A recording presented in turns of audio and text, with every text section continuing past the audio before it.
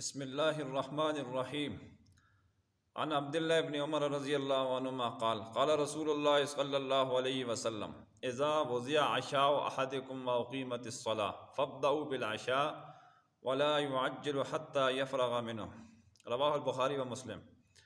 حضرت عبداللہ بن عمر رضی اللہ عنہما فرماتے ہیں کہ جناب نبی کریم صلی اللہ علیہ وسلم نے ارشاد فرمایا، جب تم میں سے کسی کے لیے رات کا کھانا رکھ دیا جائے اور دوسری طرف مسجد میں جماعت کھڑی ہو جائے تو اس کو چاہیے کہ پہلے کھانا کھا لے اور جلد بازی سے کام نہ لے۔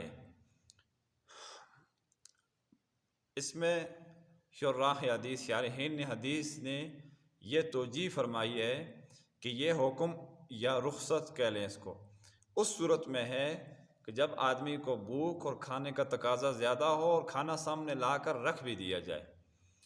اس صورت میں اگر اس کو یہ حکم دیا جائے کہ کھانا چھوڑ کر پہلے نماز پڑھ لو، تو اس چیز کا زیادہ چانس ہے، امکان ہے کہ نماز کے دوران اس کی توجہ اور اس کے خیالات کھانے کی طرف جاتے رہیں گے، تو وہ پھر کھانا ہی ہوگا، نماز تو نہیں ہوگی۔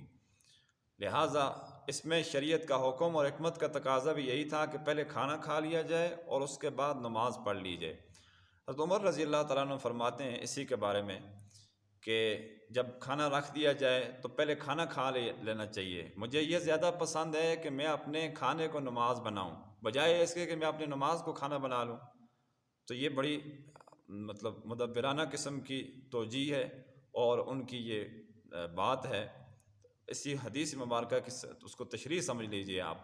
تو لہٰذا یہ رخصت اس کسی شرط کے ساتھ مشروط ہے کہ بندے کو بھوک کا تقاضا بھی ہو، کھانا سامنے رکھ بھی دیا جائے، ایسی صورت میں اس کو کھانا کھا لینا چاہیے۔ دین اسلام کے اندر بہت اچھی اچھی رخصتیں اللہ تبارک و تعالیٰ نے عطا فرمائی ہیں۔ اللہ تعالیٰ ہم سب کو ان احادیث مبارکہ کے اوپر عمل پیرا ہونے کی توفیق عطا فرمائے۔